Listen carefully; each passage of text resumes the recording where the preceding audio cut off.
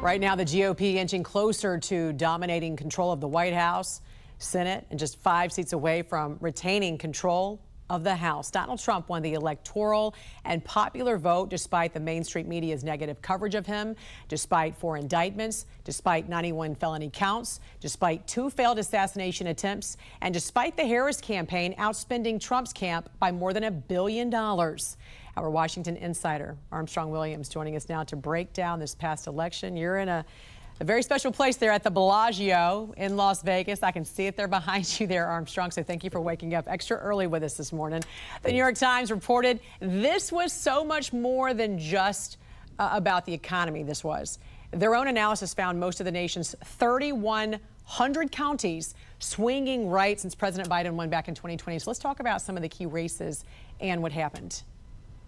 Well, you know, right here in Nevada, where Donald Trump won, in Pennsylvania, where the president won, Donald Trump had a message. Vice President Harris had the money. You can have all the money in the world, but if you don't have the right message that connects with everyday voters who feel their plight is lessening every day, you're just not going to win. Now, the mainstream media and political pundits made you believe that the race was razor thin and Kamala Harris had a pathway to victory. But the truth is, she never had a pathway to victory because she never had a message. Speaking of money, how did they spend $1 billion in just a few months and still be $20 million reportedly in debt? Let me tell you how. $350 million on social media. One of the things that was obvious at the Democratic convention is that social media influencers had a high place and offended many of the old guard in the media. Spending money, when you saw Beyonce, Katy Perry, and all the celebrities, the White House, the campaign was paying for those venues. Oh yes, Taylor Swift, they were paid for it. They just did not show up. It cost them, you would not believe the kind of money they spent. And now $20 million in debt, cannot pay their campaign workers. It's very easy because they focus on the wrong things. They abandoned their base. They thought that these influencers could bring young people out to stop Donald Trump. And that strategy not only lost, but young people overwhelmingly voted for Donald Trump. Go figure. And as we have said, as we say every election, quite frankly, no one cares about celebrities. Hollywood does not determine what middle America wants in the White House. And now Democratic analysts are saying the party has not faced a crisis as severe as this since the 1980s, when Democrats lost 3 straight presidential races in a landslide.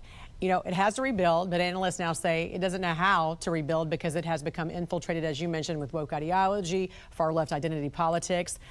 To his point, Massachusetts Democratic Congressman Seth Moulton said this. He said, "I have 2 little girls.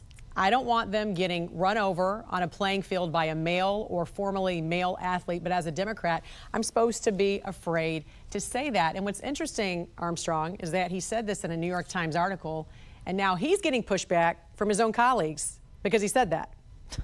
Let me tell you what I found fascinating out here in Las Vegas, and I've talked to a lot of people. And you forget, while the economy and the border is important, many people found that there was an assault on their family values. They did not want their little girls in the bathroom with biological men. They didn't want the gender affirming. They didn't want this push of the transgender agenda. They did not want the DEI. Family matters. And in marriage, in many minds, you can do whatever you want to do in your personal life because God gives you free will. But the traditional family is still built on the bedrock between a man and a woman. And Kamala Harris's campaign was an assault on traditional family values.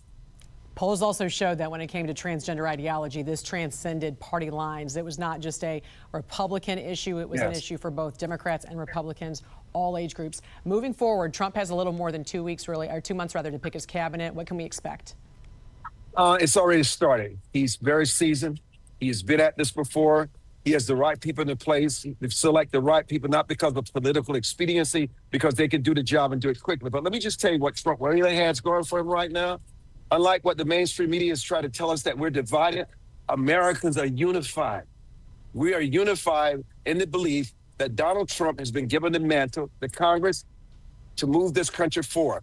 How will he govern? Will he put aside his divisiveness, his own rhetoric, his pettiness? Many people believe that he can do so and do the good of the American people, heal the country, and govern the way a leader should govern.